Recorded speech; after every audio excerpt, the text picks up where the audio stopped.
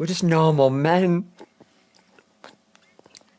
What do you mean, normal men? We're just innocent men.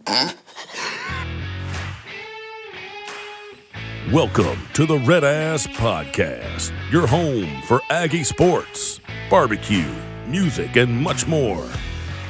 And now your hosts, Rob White and Roy May. Howdy, guys. Welcome back to the RedAss Podcast. Today is Monday, December 9th. We are officially into postseason ball around these parts, and a lot to get into, including our absence last week. Yeah, well, the turkey hangover should be long gone. Yes. Although I did make a slamming turkey pot pie out of leftovers. I was pretty proud of. That's awesome. I'm Rob White, fighting Texas Aggie class of 2014. And I am Roy May, fighting Texas Aggie class 2015. Yeah, and we just wanted to kind of highlight, some of the matchups that took place this past week, just some of our thoughts on the season, and maybe kind of look ahead, and as well as talk a little basketball and some other stuff going on. There's plenty to get into. So, what are you thinking there, Roy? What do we got going on? Yeah, well, I mean, we can do a quick wrap on the season. Yeah, this has been beat to, because we weren't able to get together last week. So this has been just beat to death. Obviously a really, really disappointing end to the season. That kind of harkens back to, the fade late years that we've been through around here. And Tim England said something about it. I think it was Tim. He said, the Auburn loss is just the one that, of the losses, because you look at South Carolina, I think South Carolina actually had a legitimate case of possibly making the playoffs just because of how they were playing like eye test at the end of the season. I thought South Carolina looked great. So you look back at that loss and you're like, oh, okay, well, fine. All right. So you can kind of eat that one a little bit. Auburn is mystifying. Look, Texas is in the playoffs. Texas is not a bad football team. As much as we'd like them to be terrible, they're not a bad football team. Auburn is, and we just completely, and we've been through this. But you look back at the season, and if you could have one back, and I know that everybody would say Texas, right? But man, just the Auburn loss is inexcusable. Loved what I saw out of the team, just kind of the fight in the Texas game, but ultimately they just kind of fell flat. I mean, you're talking about an offense that didn't score.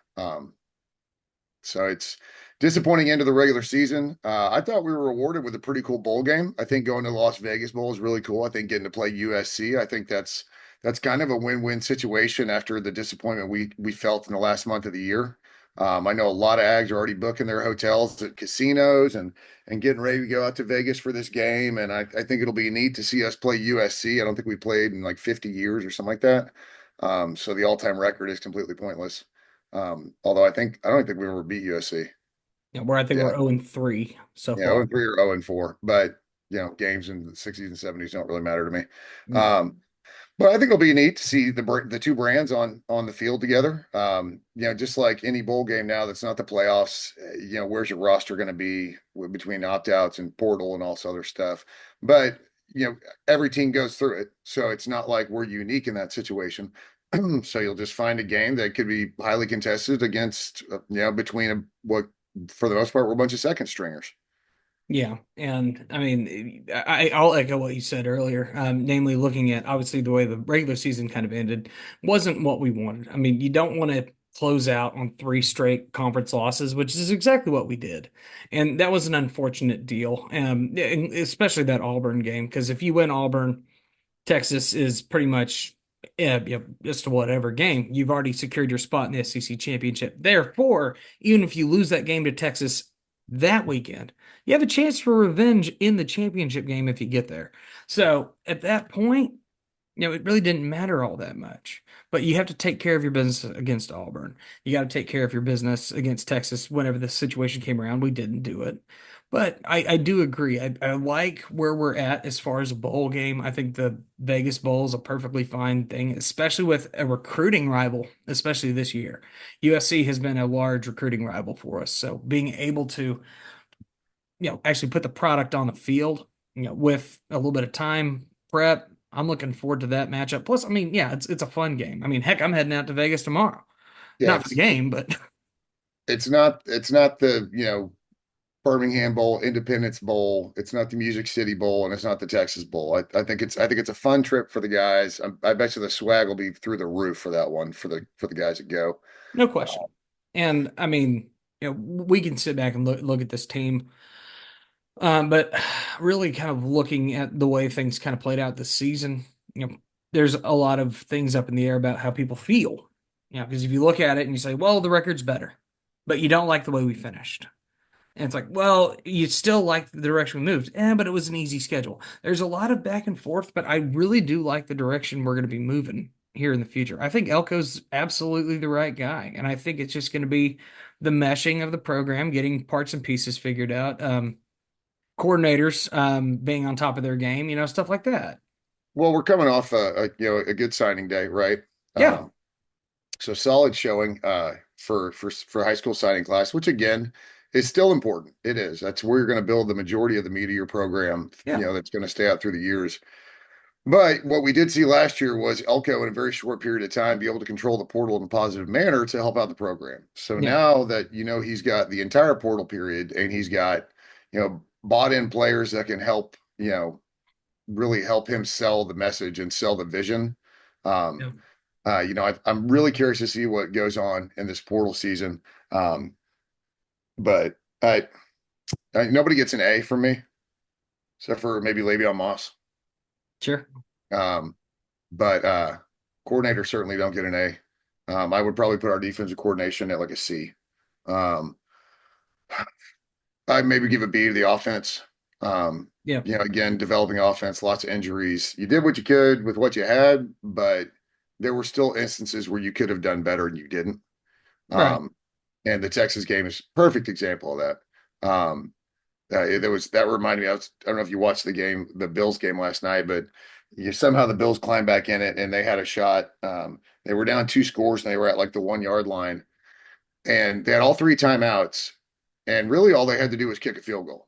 Like, just go ahead and kick it, and you save your 3 timeouts. So that way, I think Tom Brady says like a 3% chance of you recovering the onside kick, but that's still a 3% chance. And if you recover it, then you have all 3 timeouts. Exactly. And if you don't recover it, you still force them to punt. You at least get the ball with about 40 seconds left. And so instead, for some reason, they decided to run a quarterback sneak. And I get Josh Allen is great, but you better be damn certain that you're going to get it. And they didn't. They had to burn a timeout to go again. And then all the Rams had to do was kick a super high field goal in the game, or a super high punt, and the game was over. So like that, it's poor play calling. And I understand the thought process behind it, but you also have to understand that there are alternatives to the thought process, and you need to embrace those. And I think we saw with trying to run basically between the guards twice. I don't have an answer for that. Yeah, and The first time maybe, but the second time, yeah. I mean, and obviously it's a big game. It's a high pressure situation. I don't hate us going for 4th down, especially at the goal line. But on the same token, if it didn't work the first time, why on earth would you do the same thing again? Because you've proven that you're not a bruising offense without Le'Veon Moss. I mean, look, Daniels can run. He'll stick his head in there, but he's small. He's just smaller, and that's part of it. You're not getting great push, but you have a ton of speed. So why aren't you utilizing the speed in space? Well, and you have a really good RPO quarterback. Why wouldn't you lean more on RPO, in those type of situations? Throughout the entire game, quite frankly. I mean, yeah, the entire game. But those are things that we can use to obviously grow into next year, potentially grow, even like show signs of that in the bowl game, hopefully. But that's neither here nor there. The season for us is done. But overall, 8-4. I like the direction we're moving. It's fairly close to my prediction. Unfortunately, had one more loss than I thought, but still, I think the direction we're moving is good, and I am excited for the future of what's going to happen. I like what I see out of Elko. I like the talent that he's got. I understand that there's been a couple of guys declaring for the draft, but I don't think those were a big surprise with Stewart and Scorton. There's 11 players in the portal, which 10. I don't think there's a massive shock. If you look at the names, a lot of them you had to, unless you're not paying attention. Yeah, you had to go dig througthh the depth chart a little bit to go find them. Yeah, to figure out who they were. So, and that's just the new landscape of college football. So I'll be real. I mean, the season's over, but now the season is beginning for next year, and that starts with your performance in the portal. That's exactly right. So, but yeah, I mean, overall, I guess I give it a B because we've railed off a ton of consecutive wins, and I don't care where you're playing. That's hard to do. Well, and not Uh, to mention the greatest start in SEC play in our history. I mean, you start off 5-0 in SEC play, yeah. So which it's is yeah, it's hard to complain about mhm. where you started. I mean, obviously you can complain about the finish. I don't know. It's just kind of a mixed bag of emotions for me in this season. Yeah. There was so much good and there was just so much disappointing. But I like Elko. I think he's going to have this. I think he's got it moving in the right direction. And I think so much of that has started in the locker room. I think he's done a great job of getting this program turned around mentally. Yeah. But yeah, there's a short leash these days in college football. So I better see improvement next year. And I don't care what the schedule looks like. And it is a tough schedule. Everybody knows that. But regardless of how tough it is on paper right now, there's a lot of factors that are going to play into what will happen next year. Is certain teams going to have a pop off player that's going to elevate them from where they are? I mean, you want to talk about a great example of that? Arizona State was picked to finish dead last in the Big 12 and they won the whole thing.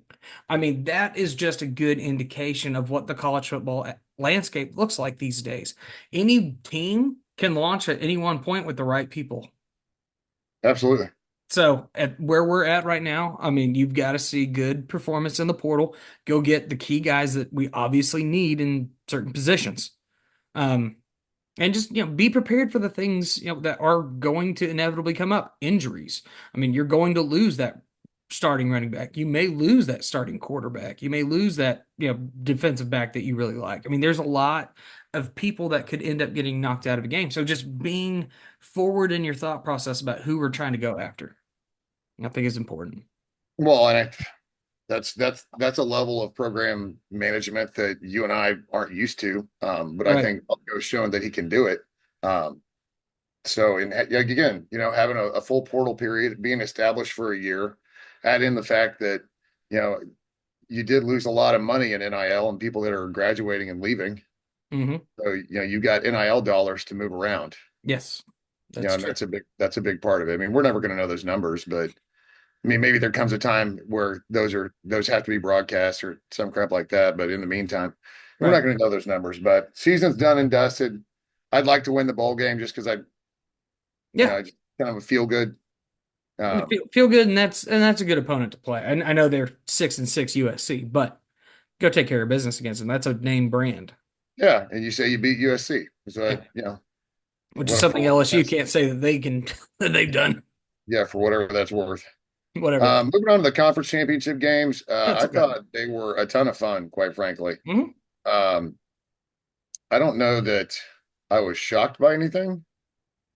Um, I was a little shocked with what happened in Arizona State and Iowa State. I figured Iowa State was going to put up more of a fight, but unfortunately, that third quarter was brutal. You give up three Uh, turnovers that all turn around and get. I mean, they 21 points Being off like of 4 or 5 turnovers. minutes, something like that. It was insanity. It felt like every single time they would get the ball back, they would immediately give it up, either a fumble, an interception, a deflection off of a helmet that ends up getting caught. I mean, it was like if it could go wrong for the Cyclones in the third quarter, it went all kinds of wrong.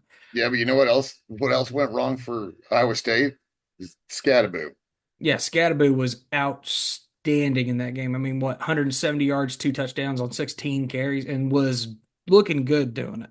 Who will absolutely be in New York for the Heisman. Yeah, as he should. I mean, that was incredible. That was incredible. Moving on to our game, or not our game, our conference game, Georgia, Texas. Yes. Not surprised. Not that surprised. A little surprised it ended up having to go to overtime. I think that thing should have been done and dusted in regulation, but regardless, Georgia Georgia does better their job. find themselves a second string quarterback, Yeah. or he better put some weight on and grow up a little bit. Yeah. But the catch is, like, they've played with bad Carson Beck so many times this year. Does it really matter? Well, and Georgia's a good example of, yeah, it's like having a team built around not a great quarterback, but can still find ways to win games, they do it. Yeah. I mean, you've So done it twice against what we've admitted on this podcast, is a good Texas team. You beat them not once but twice. Beating a same team twice in the same season is difficult to do. Not a lot of people have ever done it. Even when you've seen those rematches, you typically see the flip end up being the case. I mean, that happened a couple of years ago for Texas. They go into the Big 12 title with Oklahoma after beating Oklahoma in the regular season and lose it. Why? That's just the way it goes sometimes. But Georgia finds ways to do that. And, I will say the comment from Sark regarding the officiating was rather humorous for us. But, I think that's just a universal problem with the SEC this year. Just the officiating has been terrible. And I don't think anybody, it's this year. I think it's been bad and getting worse. And I think people are finally reaching their tipping points. And right, we didn't see a lot of one team gets all the calls this year. right. Just everybody got screwed at some point this year. Yeah. So I now mean, all the fan bases are on high alert to what a bunch of teams have been saying for a long time. yeah. And It's just so, crap officiating. And if look, either make them pros or start at least replying on social media. got to do something because the lack of accountability is It's is staggering. is it's astounding. It's It's absolutely astounding. you're supposed to be the best league in the country. You got to try out better officials than that. And we've talked about this. It's not just football. Yeah, no, it's virtually every sport feels like Yep. it's insanity. Penn State, Oregon. I don't think anybody saw this going differently. I was shocked about how close it was. Yeah, I mean Penn State, especially there in the fourth quarter, tried to climb back into it to make it look a lot better, and it was pretty tight early. But yeah, I mean Oregon rolling away, only undefeated team in the country still, and they are looking They're like it. so good. They've been outstanding, continuing to rock and roll, do what they do well. And yeah, looking at the pictures of the Big Ten game where you've got in Indianapolis, Oregon, and Penn State playing, which is just such a funny little distance. And that's just going to be college football going forward, so long as we don't reorganize the entirety of this league into more regional stuff, which I highly doubt happens anytime soon because there's way too much money getting thrown Yeah. around. And then hitting the last one, I don't know if anybody was surprised about this, mostly because I think this game could have gone either way, and I don't think anybody would be shocked one way or the other. Clemson outlasts SMU. Yeah, and outlast is a good word because that was a roaring comeback from the ponies, and Mm. they put in a good fight, didn't quite get there. It was entertaining football across the board. It was. It was. There were good conference championship games. I think it just kind of feeds back into that huge narrative that everybody loves to say in the big buzzword, but it's true. It's parity. It's parody. And we'll see where that parity is come playoff time. Yeah, I did like what we saw out of Boise State's bowl game. That was a solid one, and of course, Army winning over Tulane and did Yeah, I so don't know. I don't know if you dominantly. saw that game or not, but Army just steamrolled Tulane. Yeah, it I wasn't mean, even close. yeah, no, I'm talking like Army. I believe we didn't attempt to pass in the first half. You know why? We didn't need to. No, Like Army looked good, and we don't have to pick this game because it's not going to matter. But I think they're going to. It's Army Navy week, and I think they're going to absolutely steamroll the Squids this week. I think everybody is of that same opinion, Because I thought Tulane, I didn't know if Army was going to win that game, quite frankly. and But yeah, they won it convincingly. yeah, they didn't just win it; they And it's won it. and don't give me anything about that game being played at Mikey Stadium because with one side of that entire stadium being gone, there's absolutely no home field advantage at Army whatsoever for that. No, Not to mention it's just not a big stadium, anyways. So, right. but yeah, Army. It's funny they play their conference championship and they're like, yeah, whatever, we still have one. Yeah, and they still get to go take care of business and against Navy this week, and that ought to be fun Yeah, to it's watch. it's it's beat Navy week, that's for sure. It's I've got a beat Navy. bet with a buddy of mine that if your team loses, you have to wear the other services shirt to work. He texted me that, and I said, "Why don't you just go ahead and text me your size?" Hmm. Like, because I don't think we're gonna have to worry about that much. I think Navy will put up a fight, but it's just going to be a question of how long they can hang. Oh, they always do. No, Yeah, 100%. They'll put up a fight, and it'll be a fun game. This game is rarely a blowout. yeah, So, but yeah, So it'll be interesting to see Army, really in a different mindset because the week before you had to prepare for a conference championship game, and Yep. then you got to turn around and it's Navy week. So you're talking about all the emotion and hype in the world to win the conference championship, Yeah. which doesn't happen at Army, right? So Right.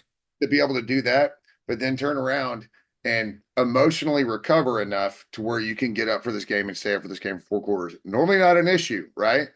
Mhm. But again, just a little bit more of a different situation this year for Army. So I'll be interested to see, are they a little rusty when they start off? Do they fade a little bit on the back end? I don't think that'll be an issue, quite frankly, but that'll be one storyline to kind of just look out for Yeah. as the game kind of unfolds. Um, but yeah, I mean, it's beat Navy week, man. It's the best week of the year. Hmm. I'm excited. Um, That's cool. yeah. So we've already talked about the uniform, so excited to see those on the field. I just love the stuff that Army Navy does with their uniforms. Always. And then we can talk about a little basketball. Yeah. Yeah. So Men or Buzz, women? men's Buzz has got this team racking up a resume. I mean, the one thing we've talked about in previous seasons has been our non-con, right? And how terrible it has been as far as like you're not scheduling the big names. We didn't really talk about this with the playoff situation and obviously how everything tracked as far as the teams that got in. But in basketball, it's still very much the playoffs are very much determined by your strength of schedule and what you've done, especially in some of these non-con games. Well, And and one thing I will say that I do love about basketball is they have a little bit more of an established system with the quad 1, 2, 3, and 4, right? exactly. And whereas college football, they're like, we didn't really pass the eyeball test.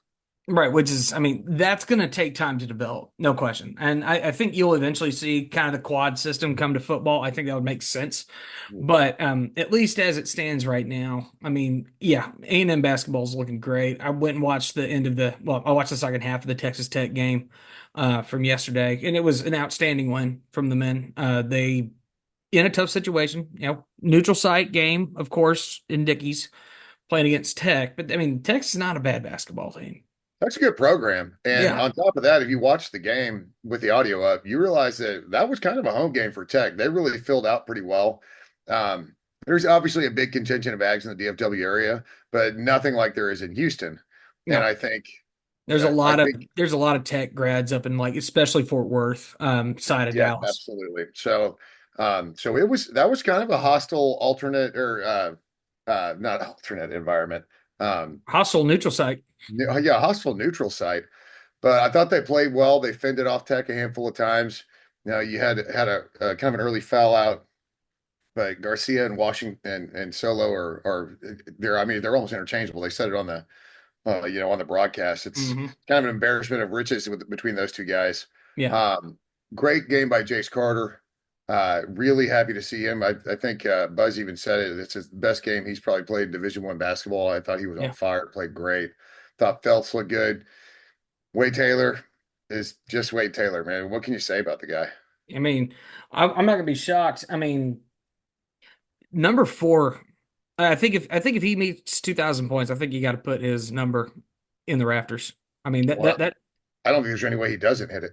yeah. I mean he needs to have his number in the rafters. I mean he has been a long standing good program Aggie, and anybody who knows him and has been around him knows that he's a great guy and a great player. Yeah, And like it's kind of like the total package. And the fact that we were able to get him to stick around one more year, which it's I'm sure amazing. some of that had to do with some NBA grades maybe coming back. Like, hey, you might get stuck in the G League. For him to go, well, I can get a grad degree, hone my skills a little bit more. Yeah. We get the talent in, maybe we make a run at this too. Now, notwithstanding that the SEC all of a sudden looks like the old Big 12 in basketball. Doesn't it? Woof.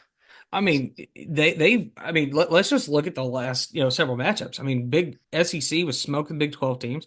ACC went we beat them like 14-2 in terms of games in the Yeah. ACC challenge. When's that happened? Did you see Whew. Missouri, Kansas? Oh yeah, we were so my buddy James, he's in town. We were actually at BJ's yesterday, and it was on. And Kansas was, kind of keeping it wherever there for a minute. But by the time I turned around and I saw the score as it was wrapping up, I was like, holy crap, Mizzou beat the dog out of them. Well, what's crazy too is so that is two straight losses by Kansas Yeah, they lost to to, Creighton. to unranked teams. First Yep. time first time it's happened since like 1965 or some crap like that. Long time. Yeah, so absolute bonkers. Um, And all of a but sudden, that makes our Creighton win look a little better, too. yeah, things are shaking out. Rutgers got a big game. You're going to see how Ohio State kind of goes out, but Ohio State's another one of those good programs. I don't know if they've got it together this year, Mhm. but I tell you what, a win against Purdue would be just absolute gravy, dude. Coming out this weekend, that Purdue game. I mean, you've already positioned yourself so well heading into conference play. Yeah. So I mean, dude, if you lose to Purdue, you can keep it close. Right. And I mean, that's number 11 in the country. That's going to be a tough game. But, Yeah, Purdue is good. and you're in Indianapolis, which is not a home game, but might as well be because there's a lot Yeah, of Purdue grads in Indiana. So that's not going to be an easy game. That's, that'd be that's a, like Purdue coming to play us, at Reliant. yeah, you Yeah. know, It's alternate site, but um no, right. and Purdue is just a fantastic one of those Big Ten kind of fantastic basketball programs that just kind of rolls. It's like Wake Forest in the ACC. Yeah. There's always good. They rarely have down years. They just have years where they're not like really, really in contention. Hmm. But Purdue's a fantastic basketball program, and if you And don't believe me, just look at their football program, and that should tell you how their basketball program right. is. Um, and so I mean, Purdue cares a lot about basketball, and Right. so And your yeah, first, and yeah. And I'm just looking ahead at the schedule here. All of a sudden, your first conference home game is Texas at Reed. You know, yeah. and of course they decided to put that in the middle of January or like the beginning of January when there's not going to be a lot of people in town, but There'll be enough. there'll be enough. No, there'll be plenty of people that come back for that game. And Yeah, then I might have to we're go to that. we're playing Texas twice in the first in January because we're playing them at the beginning of the month and at the end of the month. So I mean, the Texas game is in and out this for basketball. That's But dumb. lots of games coming up that are going Yeah, to be very, very yeah, but beneficial to us. man, first one up is that Purdue one though, man. I'm really looking forward to watching that game. It should be a good one. And it's nationally broadcast. Will be on CBS on Saturday, 11 a.m. So, You go beat Purdue in the primetime basketball slot on CBS, and all of a sudden pundits aren't going to have any choice but to talk nice about you. yeah, I eventually. mean, not that they really crap on A&M by any means, but a few years back it was easy to because we played nobody in non-conference, right? But Well, yeah. now all the talk is, holy crap, have you seen the schedule that A&M has played? Holy crap, have you seen how they performed against the schedule A&M has played? So it's, I love it. I love where Buzz has got this team going. Mhm. So it's just kind of buckle up for the ride because conference play is going to suck. It's going to be rough. It's like the SEC. Ironically, we've talked about, excellence and wanting to be like the best conference at everything. And there was always the stipulation of like, except basketball. Because that was always ACC or Big 12 or somebody else. Hmm. SEC basketball was never really the major focus. Yeah, you would have some teams and you've had some national champions. And of course, we have Kentucky, who has been a long-standing tradition of basketball, but they were the basketball flag wavers of the conference.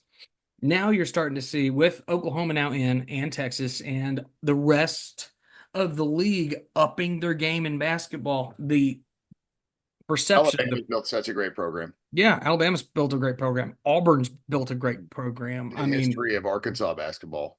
yeah, Arkansas's got a great history. So you're Florida. seeing, yeah, Geez, you just keep Tennessee. Wow. Jeez, man. it's like the entire league, which has, had moments, good moments. They've not necessarily been the most outstanding teams, but they've had good moments. Right But now, Georgia and the Mississippi's, that's about all you can overlook. yeah, really. And even they will have their moments. They'll beat you. Yeah, it's like they'll beat you if you're not careful. So it's gonna be a tough sledding in the SEC this year for basketball. Yeah. I'm excited Yeah. for it. Going over on the women's side, Yeah. they got to regroup. They got to lick their wounds. They're sitting at 500 right now. And Grant, they just lost to the number 13 team in the country. And it But wasn't even close. no, no, it looked like maybe not. It shouldn't have been in the same gym kind of thing. So you got to be a little concerned about that. Their battle for Atlantis. They went out and dropped both of those around Thanksgiving. Yeah.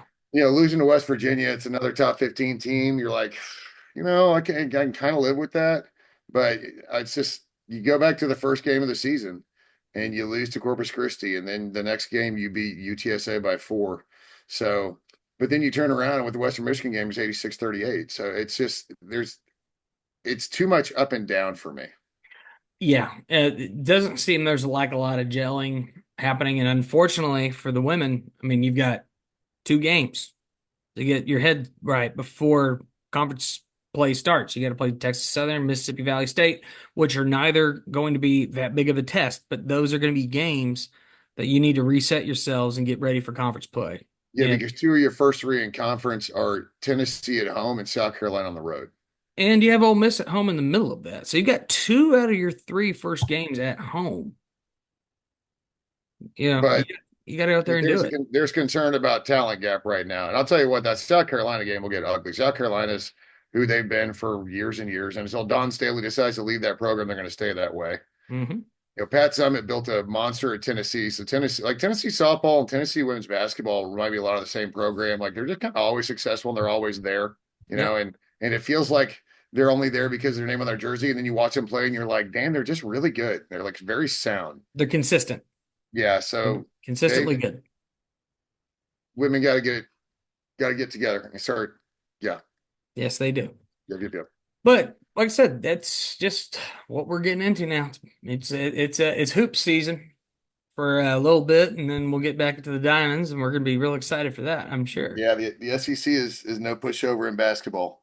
It hadn't been in the women's side for a long time, but all of a sudden now even the men are that way. So it's going to shape up to be a fun season. I'm excited for it. And we'll probably do a somewhat a dive on the men's team once we're a couple games in a conference, just to kind of because I think we'll have a decent bearing once we're a couple games in. But other than that, man, I know you're going to Vegas tomorrow. It's it's a holiday season, man. I've been running around like a madman trying to balance work and shopping and decorating and everything else. And this year I've decided to outline my yard, like put stakes in and outline my yard. And in case you're curious, there were 272 of those little sons of bitches. Just a handful. But I tell you, it looks good. But like I was like my back was like jacked up because then that night Ronnie came over and we got up on the roof and got the roof covered. Yeah. And like going up and down the roof and side to side on the roof and like bending up and down 272 flipping times. It's a lot. I'm gonna have to start seriously thinking about drawing a line in the proverbial sand about when I will retire my Clark Griswold ways. Yeah, I mean, it'll happen someday, but it is not this day. No, today is not that day. And maybe it's just one of those things where starting like, as soon as Halloween's over, I spend an entire month like working out, but the only exercises I'm doing are specific to what I have to do to put up lights. So like I'm bending down and squatting and like just doing this around the yard, like constant. Just like just doing squats around the yard the whole time, and then just like walking back and forth on the roof side to side and up and down. Yeah, just do some lunges, Like I said, I'm gonna lunge around that perimeter of the yard for about an hour, and then I'll just walk around the roof, and everybody will think I'm completely insane. But then when you get around to actually doing it, everybody will be like, that makes sense. Brilliant. No, because they don't see how the sausage is made. They don't give a shit. All they see is this finished product. Yeah. Well, we get to, as you mentioned, Vegas. Very excited for that. Yeah, we're heading out there to play the NFR day 9, which will be Friday. We're playing at the Westgate Hotel. We'll be there at, I think, 8:30, playing at the International Bar. So if you're in Vegas for NFR and you want to come see us, you're not going to make my heart hurt. I would love to see y'all out there. Unfortunately, that is a little ahead of the actual bowl game. As much fun as that would be, I would love to be in town for the bowl game. But there are plenty of Ags in Vegas, though. There will be plenty of them there, and I already know a few that are out there. So if you're out there and you want to come see us, we will be in town Friday for the game. For our performance on Thursday. Actually, have the chance to go watch NFR. We have tickets. Oh, nice. So we're actually going to go to the arena. Where are you guys playing again? So we're playing at Westgate Resort Casino, which is kind of north side of the strip. And we're going to be out there. Big watch party right before the actual game takes place. So, not before the game, but big watch party for the rodeo, and then we will play after the rodeo as just kind of the post game entertainment, if you want to Nice. put it there. So excited for that. Very excited for that. Should be a lot of fun. But yeah, lots of good stuff leading into 2025. Do want to thank you guys once again for listening in and participating and having a wonderful time. Would have been a little quicker on getting questions in, but once again, we kind of run around like crazy people, but we will have more questions. Yeah, that's that time. That's that time of year, man. But we'll It have is. we'll have a show next week. Yeah, we Yeah. should get one banged out next week. Yeah. We'll do a full wrap up of Army just pasting Navy. Yeah. But I really like to make next week a Q&A show. Yeah. So we'll ask a lot of, yeah, we'll just put it out there for a lot of questions for you guys if you want to Yeah. lay in on us and just get to know us a little bit better. If you haven't listened to our back catalog, maybe you want to know a little bit more about our background or things we like, we're more than happy to chat about it. Yeah, and we'll also because at this point we'll be a week past, so we'll do a little dive just kind of on transfers in the portal. Yeah. The picture will be much clearer in a week, considering it just opened today. Yeah. So But we can talk about the visitors we've had and kind of things we've heard, and maybe even kind of look at some of the ones that sound likely to land at A&M and what we think of them. absolutely. So this was a short one, but that's what happens when you only got 4 football games. Right. There's Well, not a lot. There's not a yes, lot to get. more than Not a that, lot but to get into. Not a lot to get conference into. championships, more than 4. Sorry. But yeah, handful. Yeah, conference championship week, less games, and then we're going to get into bowl season. There's going to be a lot of playoff talk. There's going to be a lot of other fun things that take place. But we are very excited about rolling on into 25. Just got to get out the back end here. Yeah, I am Rob. get Let's into see. basketball. Yeah, plenty of basketball to get into. I'm excited for that. Be sure to follow us on our socials. Like I said, it's Rob the Slapper and Roy May 15, Roy May Jr. And I will have next week, I will have a review tonight. I'm going to go check out Gladiator 2. So I'll have a review on that. I would love to hear what your review is. So me and my buddy James, he's actually watching the 2004 Alamo movie right now, Yep. which is it's a great movie. If you haven't seen it, it really is an excellent rendition of Texas history, especially around and about that time with period accurate clothes, period accurate conversations, all the good stuff. And it really is well done. It just unfortunately did not perform well because it released the same weekend as Passion of the Christ in '04. Oof. So you can take a wild guess what happened. A historical epic specifically based on the state of Texas, Jesus. Well, my daughter wanted to go see the Gladiator movie, right? Yeah, okay. Yeah. And then she told me she hadn't seen the first one. So last night she rented Gladiator 1 because whatever. What'd she think? I don't know. She called me to ask if she could rent it, and I was sleeping. So I was like, whatever. Go for it. Yeah, watch it. I'm sure we'll find out. Yeah. She wants to go see Gladiator 2 because Pedro Pascal's in it. Alrighty then. It Yeah, works. whatever. Well, guys, I am Rob White. This is Roy May. We are the RedAss Podcast. Yeah, that was a horrible outro. How did I screw that up? I'm Rob White. That's Roy May. We're the RedAss Podcast. Thank you so much for listening. Gig 'em. Beat the hell out of bowl season. Beat the hell out of USC. Beat the hell out of Purdue. Be Navy. Beat Navy. Gig 'em. Yeah.